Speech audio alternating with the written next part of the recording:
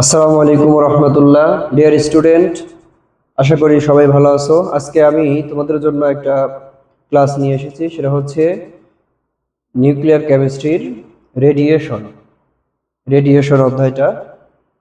Radiation সম্পর্কে আমরা জানি যে একটা রাসায়নিক বিক্রিয়া থেকে কিভাবে রেডিয়েশন উৎপন্ন হয়, এবং এই রেডিয়েশনের মাধ্যমে একটা রাসায়নিক বিক্রিয়া হচ্ছে নিউক্লিয়ার রিয়াকশন থেকে রেডিয়েশন উৎপন্ন হয় এবং বিপুল পরিমাণে এনার্জি রিলিজ হয়, বিপুল পরিমাণে এনার্জি উৎপন্ন হয়। নিউক্লিয়ার কেমিস্ট্রি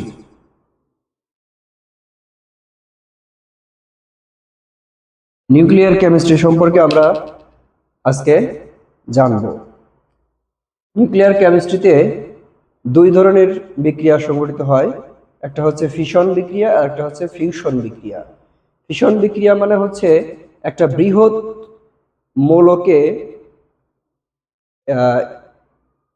বৃহৎ মৌলকে নিউটন দ্বারা আঘাত করলে সেটা হচ্ছে দুই বা ততোধিক ভিন্নধর্মী ছোট ছোট মৌলে পরিণত হয় এবং কণা নির্গত হয় এবং বিপুল পরিমাণে এনার্জি উৎপন্ন হয়। তো বিক্রিয়া থেকে আমরা দেখি হচ্ছে ফিশন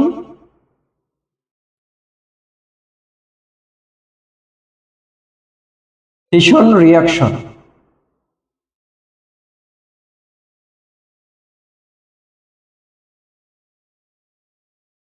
ফিশন রিয়াকশন হচ্ছে একটা বৃহৎ মৌল, এটাকে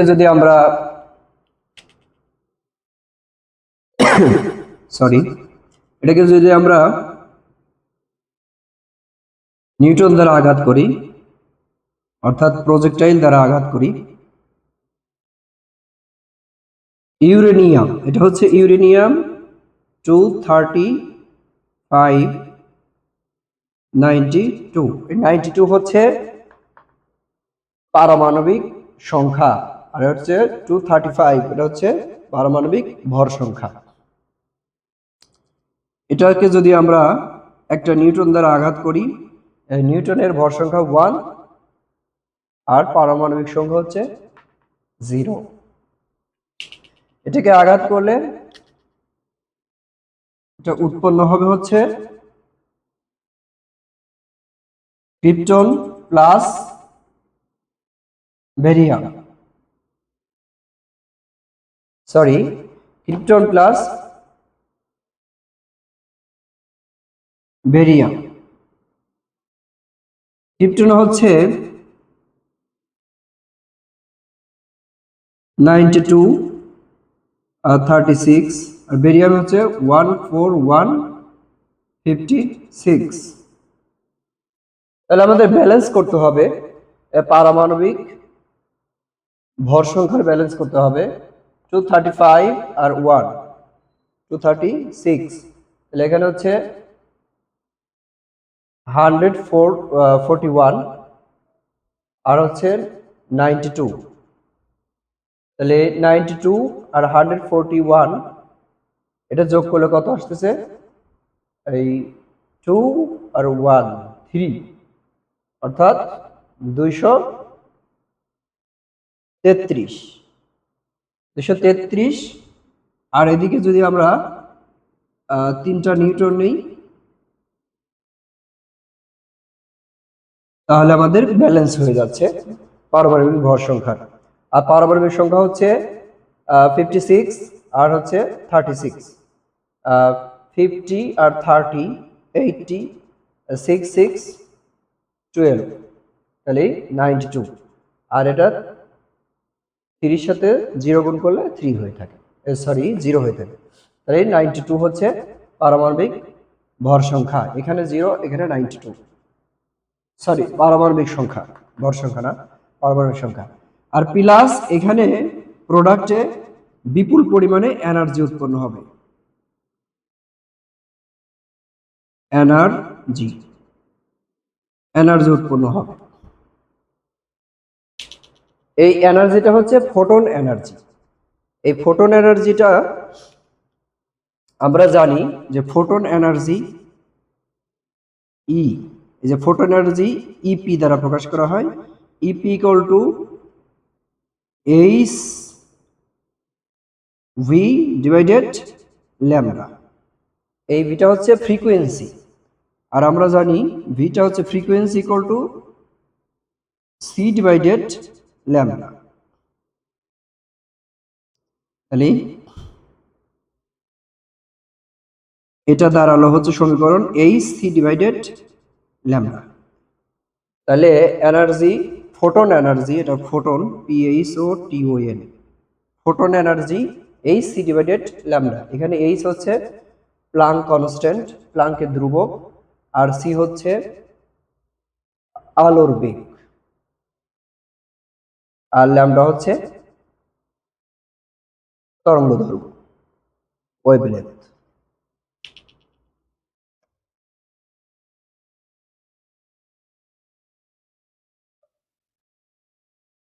এটা গেল আমাদের ফিশন রিয়াকশন। এবার আমরা দেখব হচ্ছে fusion reaction. Fusion fusion reaction fusion রিয়াকশনটা কি? ফিউশন রিয়াকশন হচ্ছে একটা দুই বা ততোধিক ছোট পরমাণু যুক্ত হয়ে একটা বৃহৎ পরমাণু বা মৌলে পরিণত হওয়া এবং বিপুল পরিমাণে শক্তি উৎপন্ন হওয়া বা এনার্জি উৎপন্ন হওয়া, সেটাই হচ্ছে ফিউশন রিয়াকশন। আমরা দেখি ফিউশন রিয়াকশনে আমরা জানি যে হাইড্রোজেনের দুইটা আইসোটোপ আছে। হাইড্রোজেনের সাধারণত তিনটা আইসোটোপ, হাইড্রোজেন, ডিউটেরিয়াম, ট্রিটিয়াম। এখানে ডিউটেরিয়ামটা ব্যবহার হবে, ডিউটেরিয়াম প্লাস ট্রিটিয়াম। ট্রিটিয়াম এটা উৎপন্ন হবে কি? উৎপন্ন হবে হচ্ছে একটা হিলিয়াম পরমাণু বা মৌল।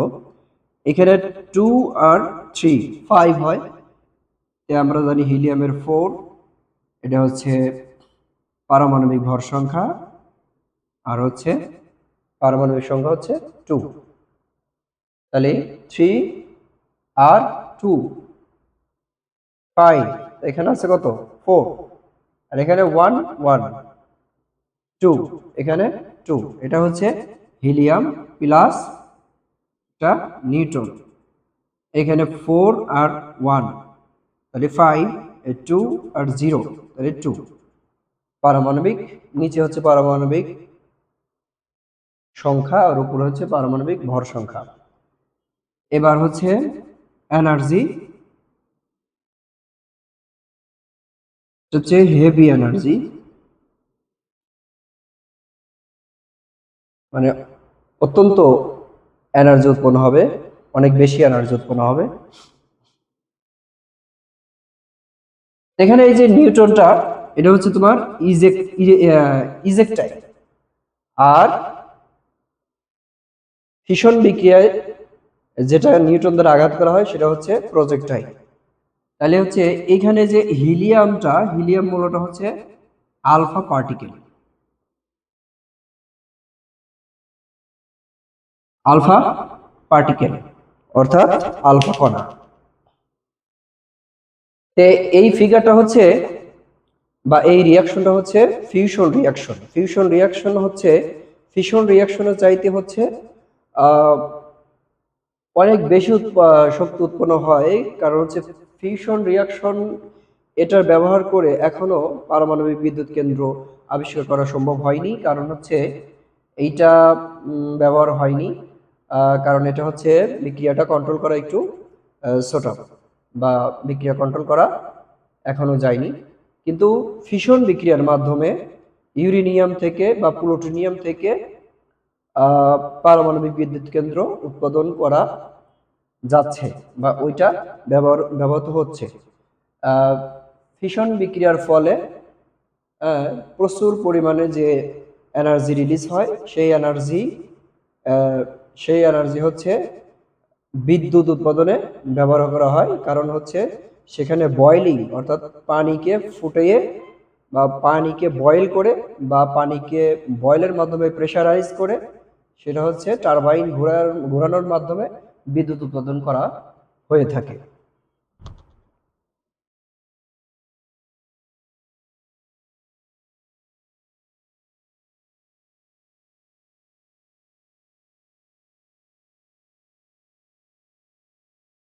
তাহলে আমরা এই নিউক্লিয়ার কেমিস্ট্রির মধ্যে আরো কিছু বিক্রিয়া সম্পর্কে জানবো, সেটা হচ্ছে যে পার্টিকেল সম্পর্কে। পার্টিকেল, এই পার্টিকেলটা হচ্ছে কয়েক প্রকার হয়ে থাকে, আলফা, বিটা, হ্যাঁ, গামা। এই আলফা পার্টিকেল হচ্ছে এই হিলিয়াম মৌলটা আলফা পার্টিকেল। এই আলফা পার্টিকেল হচ্ছে হিলিয়াম মৌল। আর বিটা পার্টিকেলটা দুটা হয়ে থাকে, একটা হচ্ছে বিটা প্লাস আর একটা বিটা মাইনাস। আর গামা পার্টিকেলটা হচ্ছে সাধারণত ইলেকট্রনের চার্জ, কিন্তু এটা গামাটা হচ্ছে ফোটন এনার্জি। ফোটন এনার্জি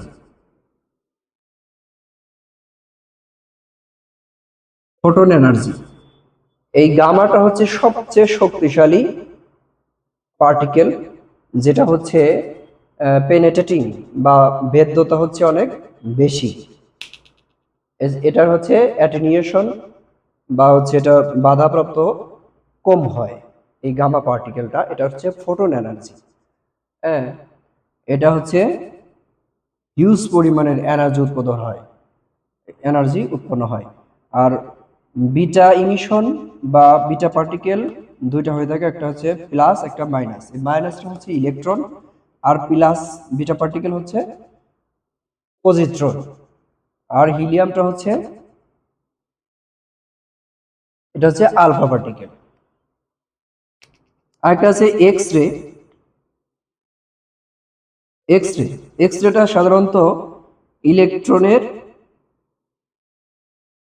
ইলেকট্রনের একটা ফর্ম বা রূপ, এই এক্স রেটা। তাহলে এবার আমরা এই পার্টিকেল গুলো কিভাবে ইমিশন হয় সেটা একটু দেখি। একটা পার্টিকেল আমরা দেখিনি,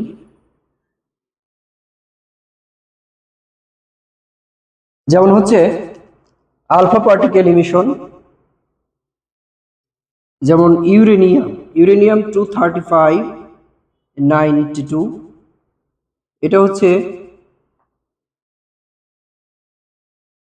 কি হবে, TH thorium plus helium 42, thorium হচ্ছে 234 আর এখানে হচ্ছে 90।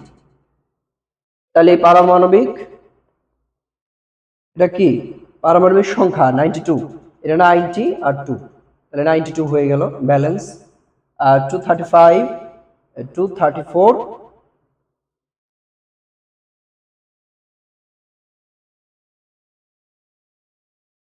এটা 230,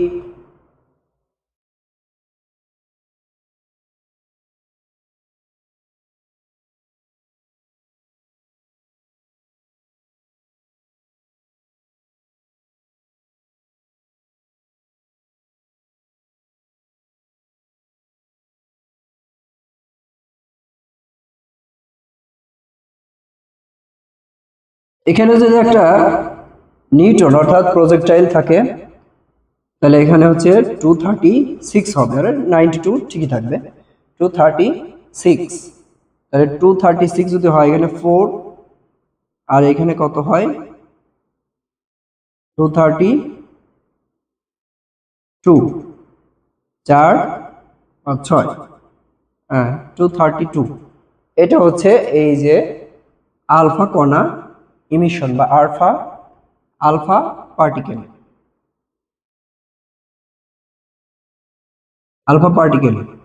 এটা হচ্ছে alpha emission. Alpha particle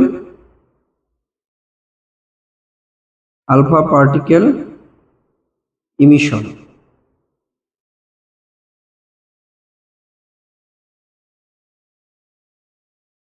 alpha particle emission বা আলফা কণা উৎপন্ন করে। এবার আমরা দেখব হচ্ছে বিটা পার্টিকেল বা বিটা কণা। বিটা পার্টিকেলের ক্ষেত্রে আমরা হচ্ছে কার্বন 14, এটা হচ্ছে 6, কার্বন 14,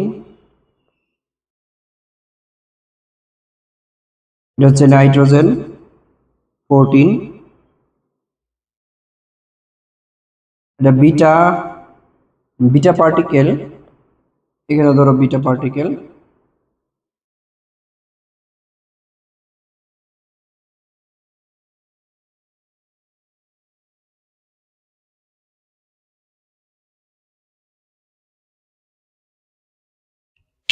এবার দেখো এই কার্বন 14 আর 6 হচ্ছে পারমাণবিক সংখ্যা। এইটা হচ্ছে ভেঙে কি হবে, বা এটা হচ্ছে বিটা পার্টিকেল ইমিশন করবে কিভাবে, এটা নাইট্রোজেনে হবে 14 পারমাণবিক ভর সংখ্যা আর 7 হবে পারমাণবিক সংখ্যা। তো এখানে 7 হলে এখানে একটা -1 বিটা পার্টিকেল বের হবে, অর্থাৎ এটা বিটা মাইনাস। এই যে আমরা জানছিলাম যে বিটা একটা প্লাস, একটা হচ্ছে এই যে বিটা প্লাস একটা আর একটা বিটা মাইনাস, এখানে হচ্ছে বিটা মাইনাস পার্টিকেলটা বের হবে, বিটা মাইনাস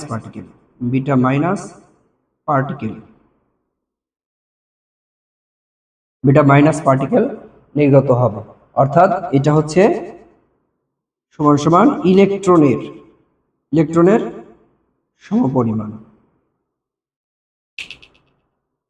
আর আরেকটা যদি আমরা দেখি যে বিটা প্লাস বা পজিট্রন ইমিশন, পজিট্রন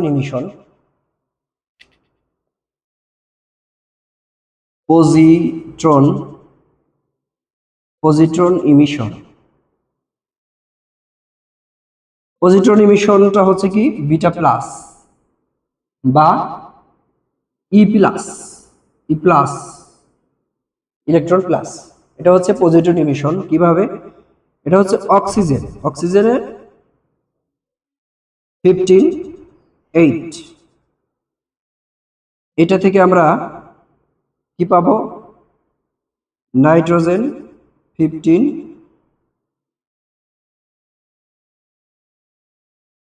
8,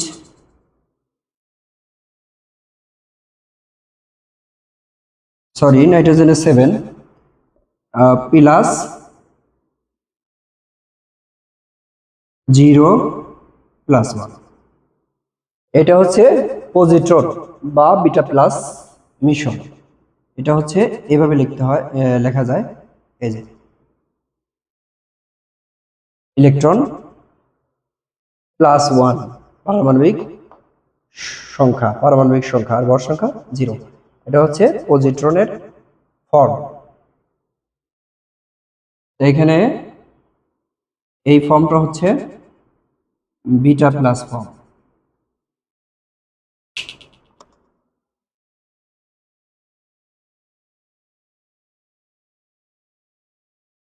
এভাবে আমরা পর্যায়ক্রমে আলফা, বিটা, গামা ইত্যাদি পার্টিকেল সম্পর্কে স্পষ্ট ধারণা পেতে পারি, এবং কিভাবে এগুলো হচ্ছে ইমিশন হয় সেই বিক্রিয়ার মাধ্যমে প্রকাশ করতে পারি। সো আজকের মতো এখানেই শেষ করছি। সবাই ভালো থেকো, সুস্থ থেকো, আমার চ্যানেলটি সাবস্ক্রাইব করে পাশে থেকো। মূল্যবান সব ক্লাসগুলো এখানে শেখানো হবে বা ক্লাস নেওয়া হবে। সবাই ভালো থেকো। আসসালামু আলাইকুম ওয়া রাহমাতুল্লাহ।